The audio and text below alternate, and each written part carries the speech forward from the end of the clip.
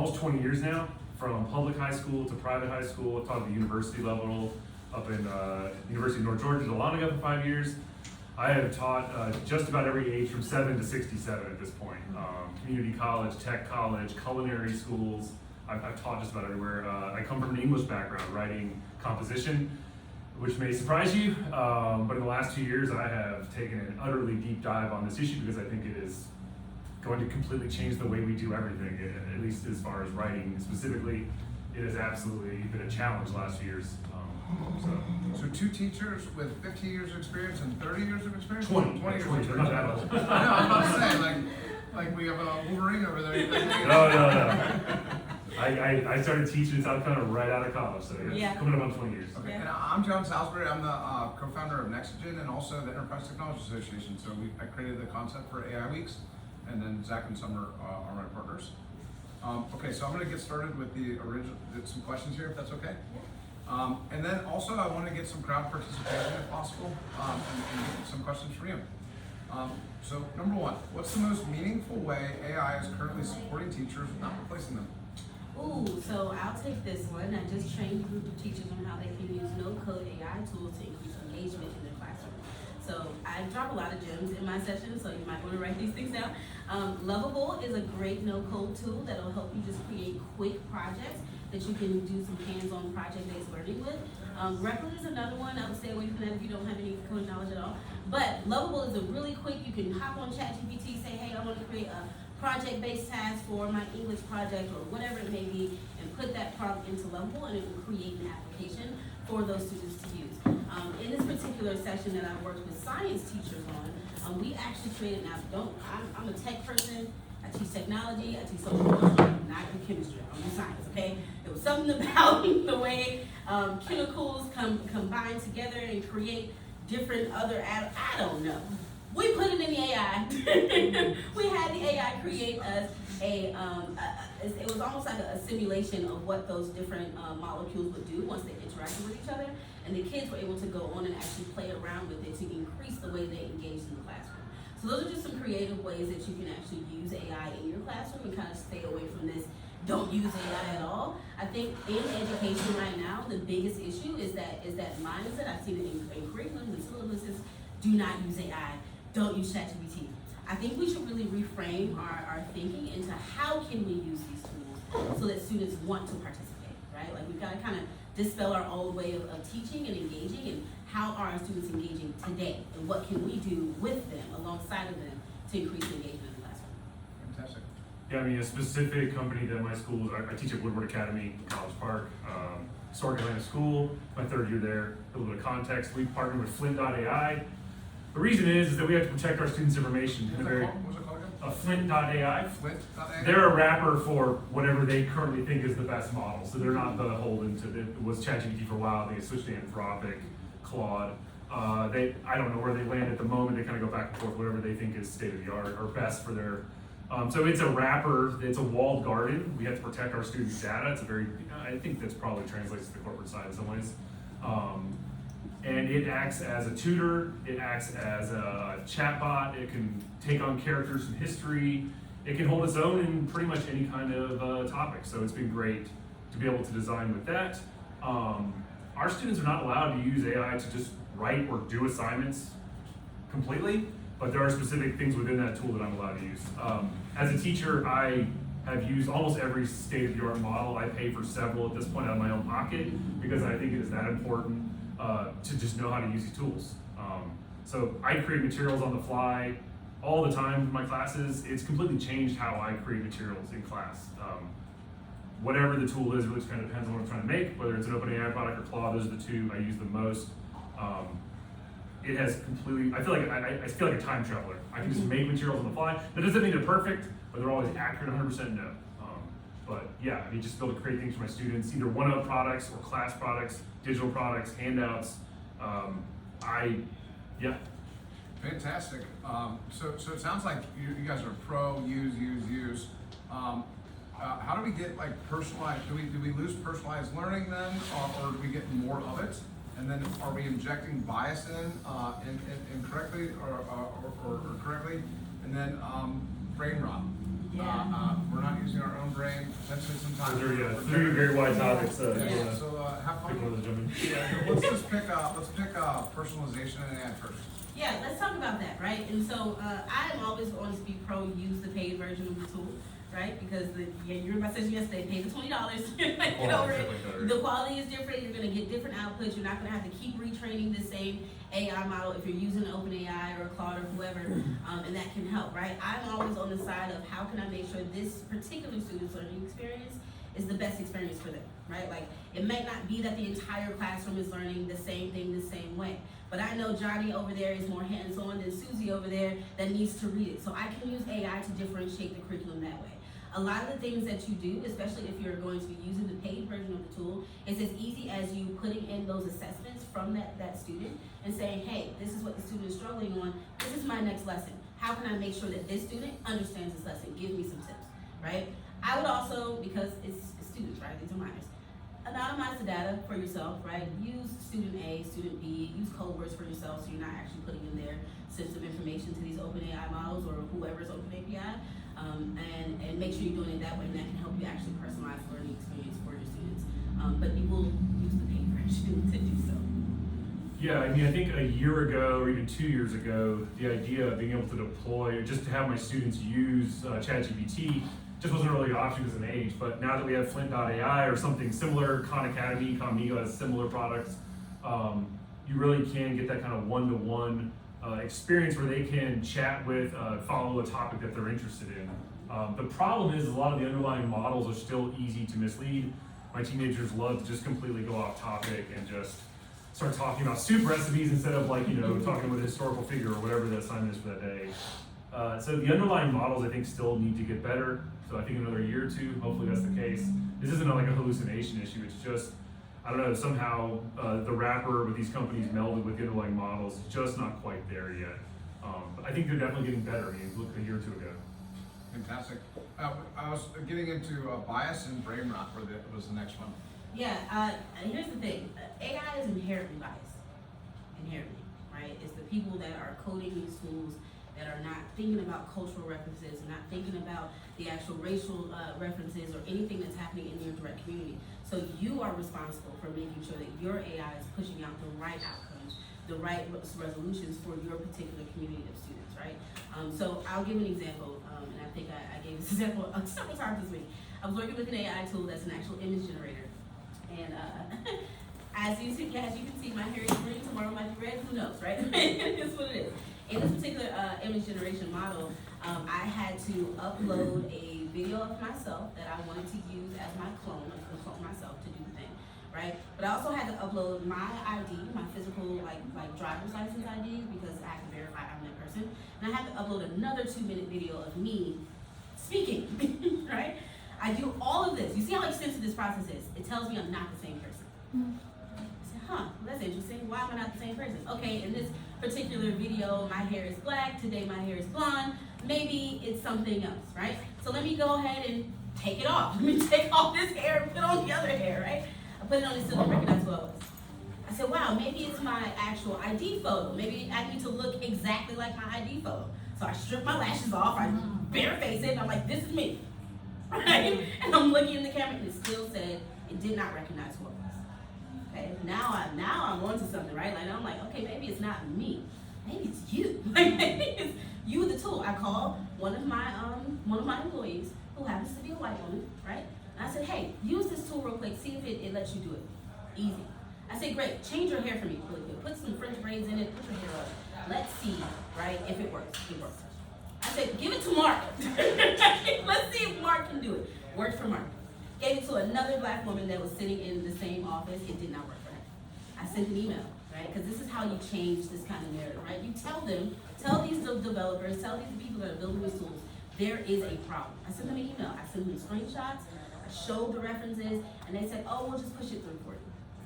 I said, so you mean to tell me every time I have to come and make a video, I have to email you to push it through? How is it that I don't get the same experience as someone else using these tools, right? But those are the things that you're thinking about when you're using these AI models. That's image generation is just one way that we're seeing the biases happening in AI, right? It happens across board. There was another creator I saw that was trying to reference, she was trying to create like some kind of book cover or something of that nature. And all she said is, give me a little girl that's playing in the bed, it's Easter time, right? Generated an image of a curly haired, very nice looking, smiley, little white girl, right? She's a white Korean, right? That's what it is. She said, hey, make her an African American child. They made her an African American child, but they made her clothes dirty.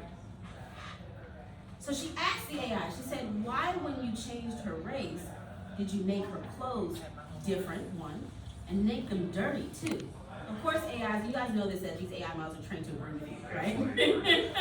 Like, oh my God, you're so right. I'm so sorry that happened. You're bringing up good, valid points about bias. No, but I want you to fix it, right? So it is your responsibility as the user to make sure whatever data you're putting in there, you're being very specific.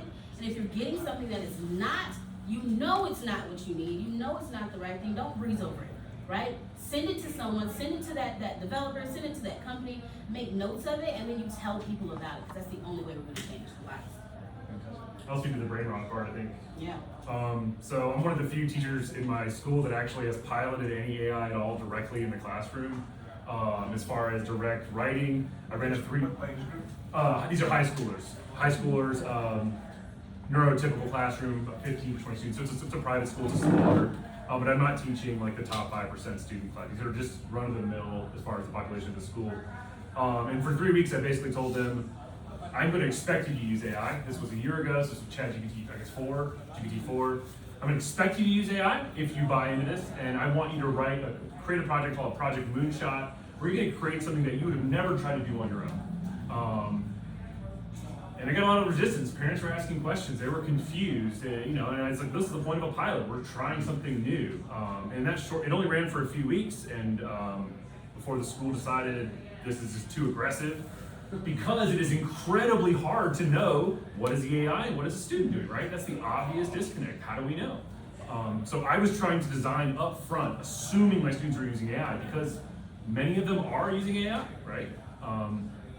It's pretty ubiquitous at this point, and it's only getting easier and easier. So in my opinion, I was like, let's try to design on the up front. That was not easy. It took me. So what is brain rot? Like, what is it? How do you define it?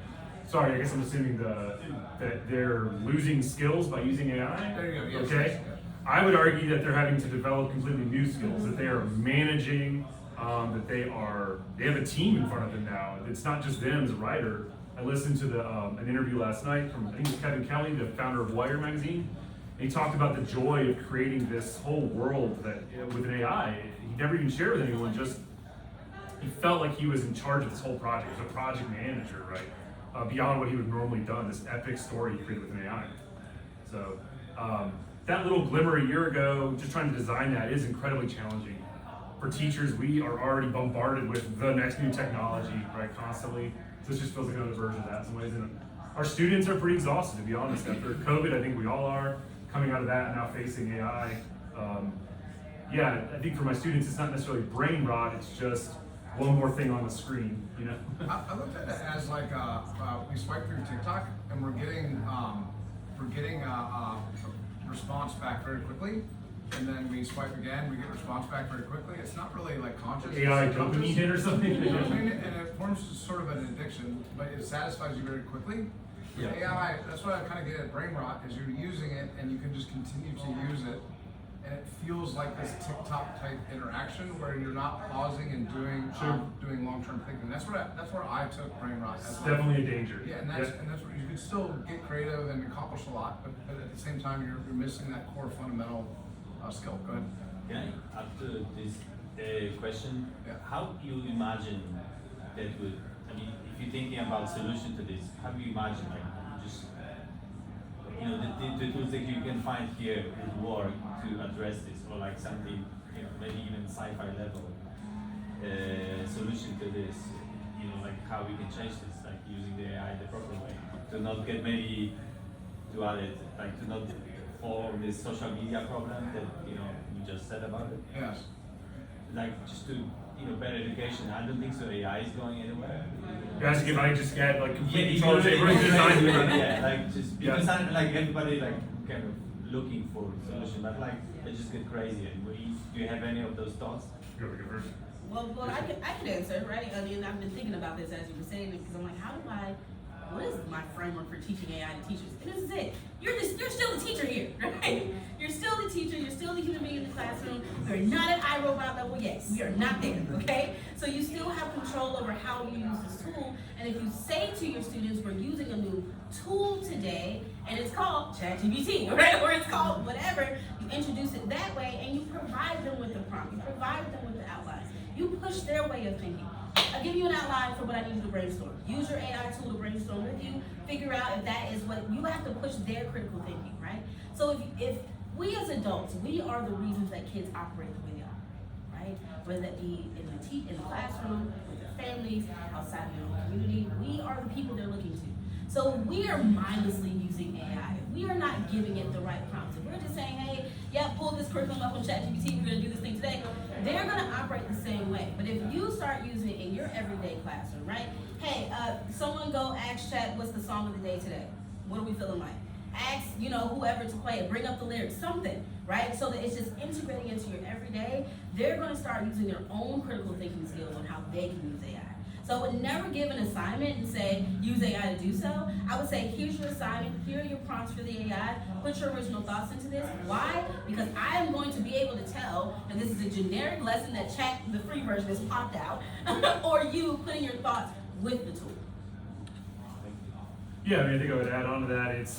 I guess that's kind of where the real friction is this is the first tool I think we've had in hundreds of years that can just create without the user having to do much work.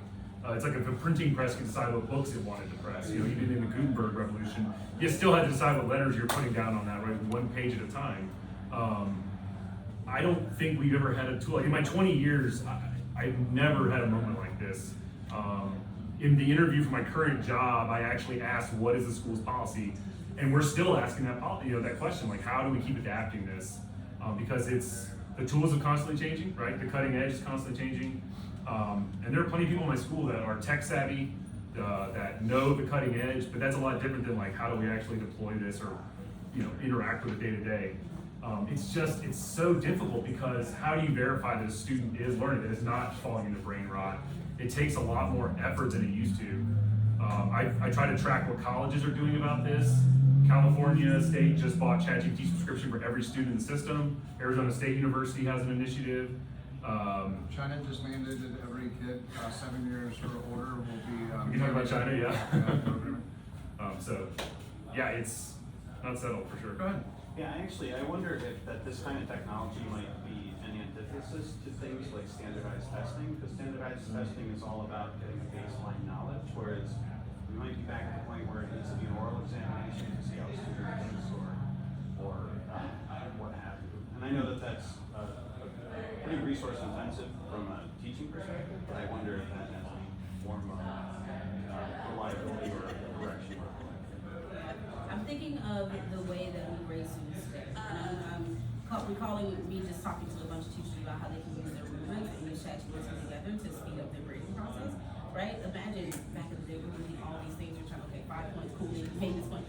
Chat can make this pretty easy for you. Upload your rubric, upload the student's work. Does it match? What's the grade? Not saying you just give it to them, but at least gives you a baseline of what the student is thinking, right? But you can also set parameters for your chat to say, make sure they're pulling in these points, make sure they're pulling in these points.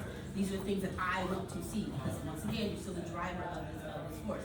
When we think about the assessment level and how we're actually going to see if students are learning, it is going to be cause for us to get more creative. And that is what we're struggling with, right? Think about the way that you were trained as teachers or trained as educators. When you went to school, it was very cut and dry. This is what you do. If you're a science teacher, you do this. Your math, this is your curriculum, your English, this is it. And now we're in this position where it's like, wow, we as human beings, as teachers, at the forefront of education, right?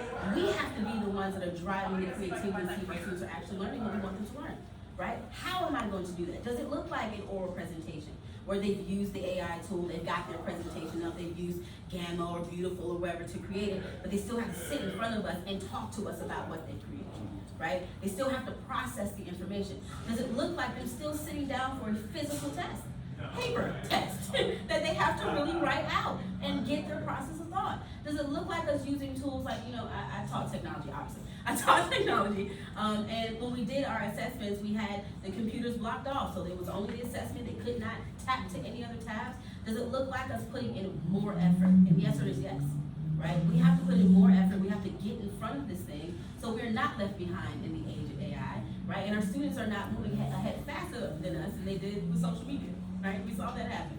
Social media took off. We as teachers were like, whoa, what the hell is Snapchat, right? Right? What are these kids doing? Now it's TikTok, people are dancing, that's a lot, right? You want to address this as well? And then I had another follow-up for this.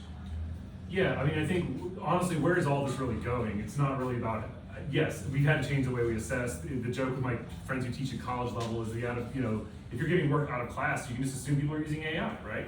It's kind of a don't ask, don't tell, as my friend said the other day on the phone. Unless you're gonna just bring everything in, the paper and pencil, but ultimately, where are we going with this? I think that corporate, in my sense, the business world is running with this full steam because efficiency and profit are much more of a driver than in the school level. At the school level, we don't care about profit and efficiency, we care about depth, at least in theory, right? We care about depth and honing students to be ready to go in whatever the heck the job market's gonna look like 2-3 years from now. It's been incredibly challenging. It's an open question for sure because nobody has a crystal ball exactly what's gonna happen in the next 2 to 3 years. So there's this framing of something similar. So the first humans, in my opinion, that got replaced by AI were chess players. And Gary Kasparov, that was in the late 90s, basically got beat by Deep Blue, I think it was, from IBM. And then Magnus Carlsen has spent his entire life being not as good as a computer at chess. But we still watch Magnus Carlsen. As popular as it's ever been, sure. Most popular it's ever been. And Magnus Carlsen has shown that he does not use AI in his training a whole lot. Which is an interesting reference point to see how they have handled and navigated this. And I've tried to, I personally went back to my PhD program at UC, and I didn't have some of the math skills I needed for this artificial intelligence program is. So I opened up ChatGPT in class, and I take notes, and I have it explain to me terms and words I didn't know. Sure. To give me concise definitions. So, but I'm trying not to leverage it to be the crutch. I'm trying to get it to accelerate me forward. And that balance, from a teaching standpoint, you guys are learning how to do this. So can you show me just a very practical example of like that process that you're seeing students take, and then the kind of age bracket, and then what you see between the different age brackets? Yeah, I mean, that's the thing is that if you're already an expert and you already know the meta skills that it takes to learn and you're interested and you're driven, that's completely different than a typical 14 or 15-year-old that I work with that might be bored as hell, not interested in the topic. I mean, just think about if you had this when you were in high school, would you have used it? I know I would have, absolutely, right? It's an incredibly powerful tool. It can give you a false sense of confidence and competence, but I guess a practical example of how students are Yeah, you've seen a moment where as a like, crutch aha, or as actually genuinely giving them some some momentum, like the aha moment, the Gotcha. acceleration. Like where do you see that occurring at? I mean, in my English classroom, the little I've been able to use it again, because we don't use it to write. We're officially not allowed to use it. So, I mean, I don't have a ton of experience with it. I would say that I know that I have a lot of students who are English as a second language. It has given them so much the ability to create fluent ideas that get past the 58 grammatical errors that used to be within the writing. To me, that's a huge step up. I've seen that in the scientific field. People talk about that, how it's lowered it's raised up everybody to be able to write in English, which I think is, everything is published in science these days. It doesn't matter where you're from. So I mean, I think that's fantastic. I've taught long enough to see students of English as a second language never had that kind of tool previously. So I think that's a huge benefit to that population. Oh, yeah. It's interesting because I've been out of the classroom for like 5 years now. Just as it was going to coming in. Yeah, just right. as it was coming in. Workforce development then. Okay, so I'm more so thinking about how I've trained teachers to use the AI tools with their classroom, right? And I'm always on the side of using technology. I'm a tech teacher, it is what it is. I don't like the put your cell phones away type thing. I feel like if you teach students and you create a culture in your classroom where they know they can use that cell phone as a tool, you get better engagement, right? So the test that we did, right, I said if you tell your students that their cell phone's a tool and they can only use it for research, you can only use it for fact checking, see what happens, right? I just want you to start teaching a lesson and say the wildest shit you've ever heard, right? Just start saying crazy things. And see this at the high school level, right? I think these were 10th graders we're working with in history class. So they start saying something like, yeah, George Washington, not George Washington Carver, but George Washington, invented peanut butter and like doing that type of thing. And you can see the kids picking up their phone like, wait, what? They're texting it, right? Then I said to them, start now, once they start researching, tell them, I know you're about to go to Google, probably might go to TikTok, that's what they do, right? Go to Perplexity instead, right? See what Perplexity is telling you, because Perplexity is the research model of the AI, right? See what that's doing, and what you get from that is students now thinking critically, right? I heard something, it doesn't sound right. Instead of me running to social media, a TikTok, let me run to a search engine and actually do my research to see if this is valid. Then what we got was responses from the student, like rebuttals, like, hold on, I don't think that was right. You know, I think his name is Mr. Smith or something like that. I don't think that was right, Mr. Smith. I think you actually mean George Washington Carver, right?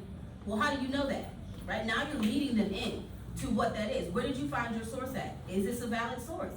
Are we looking on Wikipedia, or are we actually looking at an academic database, right? Those are the ways that we've seen students kind of like engage and say, oh wait, now I can now use this for some, a force for good in my head. I can use it as a force for good instead of that brain rot like we talked about earlier.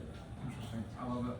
I got some more questions here. Does anybody from the crowd have another question? Yeah, I'd love to hear more, because, you know, y'all's background, I'm sure it's much different than Yeah. day-to-day.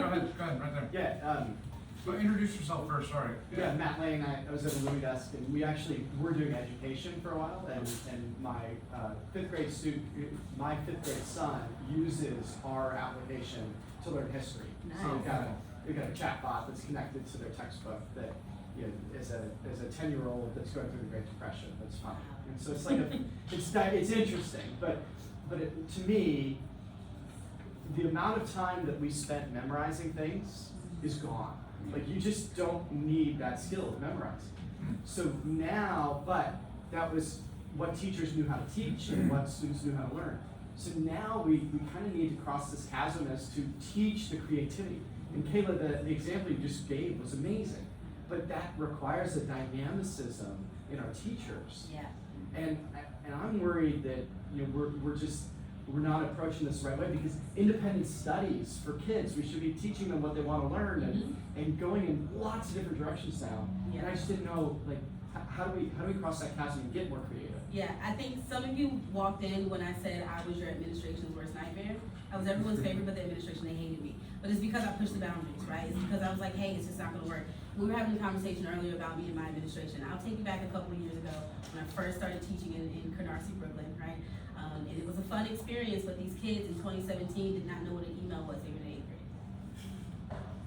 grade. What? Right?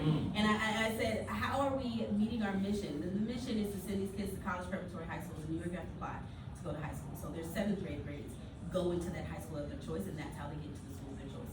If not, they go into their, you know, neighborhood schools, or we call them bottom barrel, right? That's the feeder school. But that's not the schools they want to get into. They want to get into the top schools of Manhattan. But these are kids that are in the most impoverished part of Brooklyn, where this charter school has popped up and said, oh, we're going to do this, and they don't know how to send an email. It's 2017. How are they going to stand against their counterparts?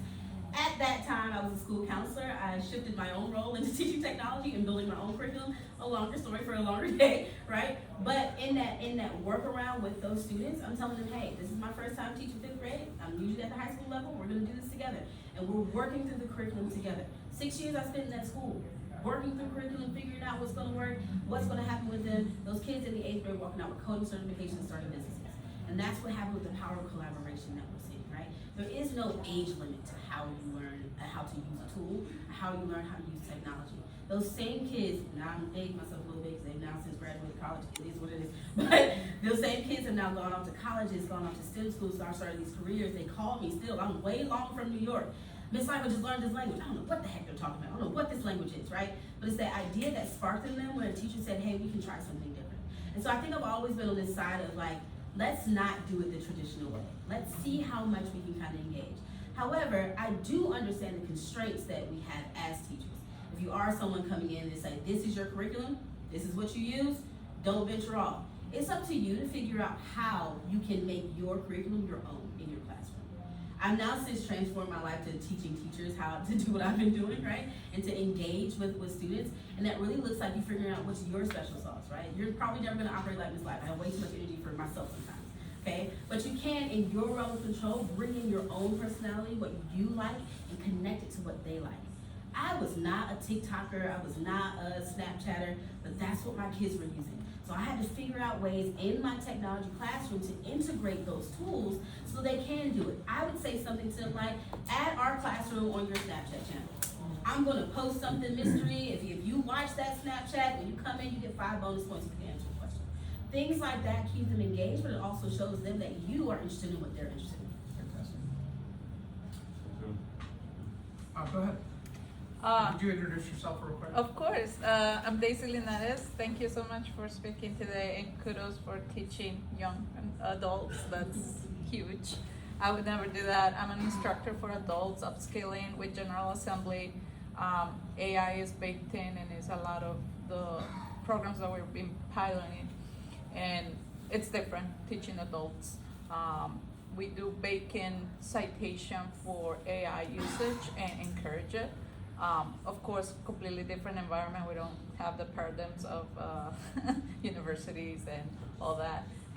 So what I've discovered and what I'm most interested now that we're like kind of a step ahead and it's encouraged and it's part of the learning, is this idea of people being able to really explore how they learn differently, creatively. Do you have any, I guess, future looking at how we're gonna break some of this, how people grade, how, what used to be STEM and what's acceptable, how these parameters are being shaken right now to really consider how people learn, how people develop with these technologies. I think that's the most exciting part, to see people create with this technology, is to see how they really learn about themselves. Because I guess I'll take this as more adults right now. So there's 2 different ways I've assessed creativity, right? Which is kind of hard to measure. How do you define creativity? Well, that's what I was going to get into, right? Like, what is that definition of creativity? Like, I'm a creative, I have tattoos, I wear crazy hair, and that's my level of creativity.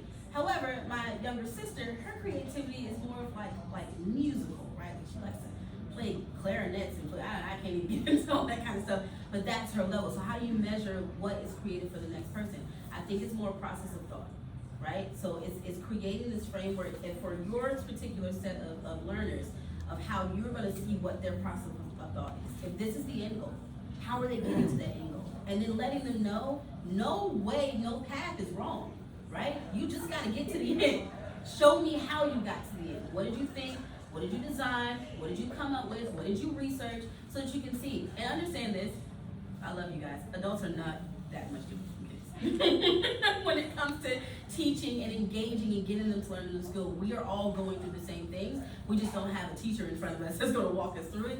We have ChatGPT, right? So we have to use those type of tools. So I would figure out inside of your realm, like how I can get to their process of thought and what framework I can put around that to make sure that they're getting to my end goal. To clarify, I do see that, and Yeah. that's been what's really exciting. Teaching remotely, virtually, it's definitely something palpable, that everybody's gonna need a little bit of a different recipe. What I'm asking is more future thinking on the structures of universities and what good certified means.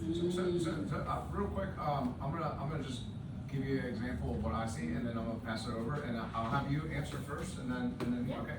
So I'm at University of Cincinnati, and we have a program in Cincinnati called the AI Catalyst, which is a group of individuals that's getting to try to help all these society players get ready for transfer.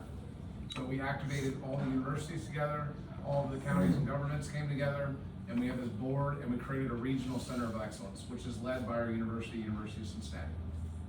And then in the classes that are the most advanced AI classes there, they do not use generative AI in class a whole lot. And typically when you bring a prompt in, a very sophisticated one, even from a deep research, the facts and figures are noticeable by people that do have memorized those facts, and it's in multitude at this point. I'm seeing like a lot of like learning how to learn as being the most important thing, and then finding the boundaries and limits of the tools so that we use them in the correct place. That's how we're seeing it, and then how do we activate that in different swim lanes, and then coordinate KPIs. So our big KPI I came up with was we wanted to see 1,000 new millionaires created in the next 10 years. That was a KPI that we're tracking.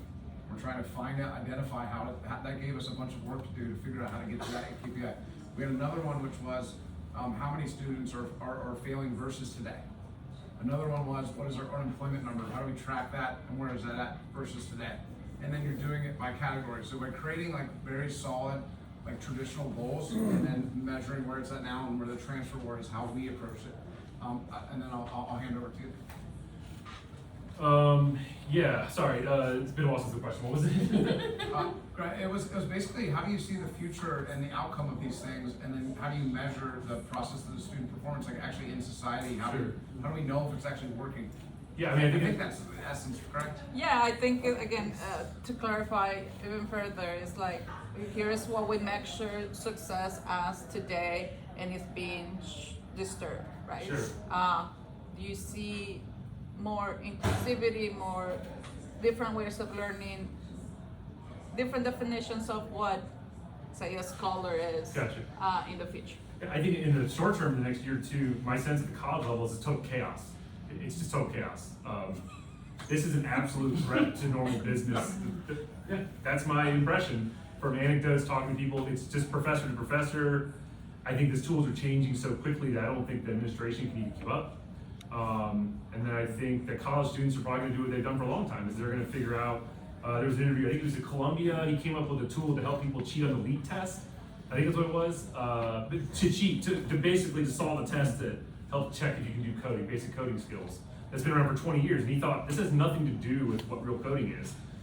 He potentially could get kicked out of the university for creating that tool. I mean, to me, that's kind of case in point. Like, students are just creating tools that are light years ahead of where, what is the normal thought on academic work? What is ethical? What is, to me, it's just kind of Wild West right now.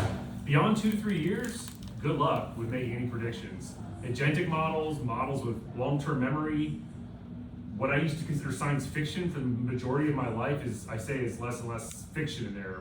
It's just synthetic dreams. I think we are going to have, in the near term, under 5 years, yeah, long term, it's already happening. People are already marrying humanoid robots, they're already dating, people are already seeing therapists, shrinks that are AI agents. I mean, and children are committing suicide after interacting with this is happening as well. I have a 5 and a 7-year-old. I'm thinking 10 years from now, what in the world does college look like? What does the job place look like? Are they gonna have, you think social media is disruptive? Are they gonna have digital friends that I don't know about or know about? Yeah, so not to skirt a long way around, I think in the very short term, to me, it's mostly just chaos. Beyond that, there's a lot of unknowns. I think to that point, I have. Not to be, not to have a. No, I think you're, but this is Not valid, being right? pessimistic, Like, yeah. I have a 1-year-old, and so I'm always thinking about like, I'm like, I don't even know if I want to send him to This the will school shake out system on right that, now. yeah. I don't even know if I want to send him to school right now, right? Like, maybe we need to look into other options. Maybe I can create my own AI that'll teach my kid in homeschool. Maybe there's other options. I think the real question here is like, where's the line between criminal and innovative? Right? Like, where are we like, oh, Depends this on is who's, like, yeah. who's making the judgment calls here, right? Because I would say the kid that made that was pretty innovative, right? But the university would say, you He's guys already are got violating the top rules. offers. Yeah, he's already got top offers. The same companies that originally called him out. Yeah, so it's like, is it innovation? I feel like it might be, but who judges innovation? We don't know. So I validate all that you're saying, and I have to tell you a reason though. So I've taken for 3 years now a group of kids who, in high school, who are, what they have in common is they're in that AP seminar, that research thing, it's 2 years research methods and a topic, and a lot of the kids in college have done that are doing it. So we take them to the University of Georgia, and you know, this one economics professor was there, and the other professor didn't show up, and so he did his topic, and then he shifted gears, and he was literally, it was a combination of frustration, amazement, and curiosity, like. And he was berating the teachers in the room. He's like, I think it is negligence not to teach AI prompt skills. He says, I will never do a research like this paper I just showed you. The collaboration of it all is changing completely. Yeah. It's a 5-year process to get in the journal. It will never be like that for you. Yeah. And so his challenge was, how do you teach those prompt skills as an iterative innovation around the curiosity of forming questions in the right way? Yeah. And that's the best, I'm just curious your reaction to that, Yeah, because that's the go ahead. that's the best hook between high school and college, and the process is that questioning the curiosity of what the humans have control over, and they don't know how to do it, and they have to get better. So I think that leads into almost surveillance though, because you have to have control everywhere to see observability. So like I think that makes sense, but also like make sure we're not governing in a way that's where we're watching everything everyone's. I would like to speak to this. This is something that I've recently changed my view on. For the last couple of years, I've been stewing because I felt like negligence. I'm not training my students to be able to prompt these models. The question is how long is that skill really relevant, right? And recently, nobody knows for sure. If these models top out and this is as good as they get, let's say in the next 5 to 10 years, then yeah, this is going to be the default way to do, I think, ideation and creation, or at least it's a major option. But if these models continue to ramp up away from augmentation and automation, a digital worker that companies just drop in without humans at all, is it really going to be a critical skill? And I think we're right on the edge of like, nobody knows. Nobody knows. So I would rather just teach them the skill, and if they need it, great. And if they don't, that's a completely different problem. But what is left is students who are still able to ask and refine better questions Yes. and become research questions that are novel, right? But unless we actually do that in schools, we're not gonna know how to make that model better. And I still feel like the majority of teachers are freaked out, threatened, and I know that because I'm with them all day. And I've tried to expand beyond just my immediate circle. Even most people in the US, if you poll them, most of them are less and less excited about this topic, right? It's not just teachers. It's definitely a minority of businesses that are pushing this model, right, as like the next big thing. So to me, I think, yes, I absolutely agree. I think we owe it to our students to at least say, look, this is one way to do work, to create. But it's difficult when they're not an expert necessarily at how to do just the baseline of writing and thinking and critical research. When you have something that just, voila, it's all done. You're like, great, let's go, and I'm done. It's a huge thing to fight against, right? That it's all done instantly for me. Or just the general pessimism, right? I watch videos with my students about humanoid robots being built, and they're like, what? Like they see it, they see what's coming, that the potential for automation for jobs, not that they're like excited to be on a factory floor, but college level jobs, white collar jobs, they're not ignorant. My 15-year-olds, they see what's possible. That the job market and college market could be in a huge flux, right? Which is scary as hell. I think we kind of push your thinking a bit here. Yeah. Not you, just in general. Push away. Just in general. Understanding that the school system that we're currently operating in was not built for creativity. It was not built for innovation. It was not built for free thought. It was built to build worker bees. You do math, you do science, you do English, you go to work. Like that is how it's built. That's why our days are structured for 8 hours, the same way it's structured for a 9 to 5. So it's an easy transition. What we're seeing is a break in that system, right? We're seeing that the AI tools and technology tools coming to kind of break that train of thought. And so what I would push is for you to even use the AI tools to show the students the difference between what we deem as appropriate versus what we don't deem as appropriate. Prime example, working in, I'm taking my 3rd master's, it's another story for another day, right? But in this master's course, it's organizational leadership, right? And of course I'm using my AI to help me kind of fill out this paper, but it's not doing APA citations the right way. It is not doing it the right way. I only know that because I have contextual knowledge about what an APA style paper is supposed to look like, right? So I'm like, you're missing page numbers. This is not cited correctly. Here is the text cited the right way. It's not pulling up the page numbers the right way. It's not giving me the exact text. It's not doing what it needs to do. So I still, as the operator of this, have to go in and fix it and correct it. You should teach your students the same thing, right? So even though the AI has knowledge, it sometimes hallucinates, it's not giving you the right thing, you still have to double check. It's the same way as double checking your work, right? Same way you do a math problem, you're like, okay, how did I get to the solution? Do the same thing with the AI. How did you get there? Okay, that's not right. Let me go in and physically change it. Let me go in and physically shift it, right? And just to that point, we've got to figure out how we can merge the traditional way of learning with the modern way of learning. And that's kind of where we are right now. I love that. Thank you guys so much.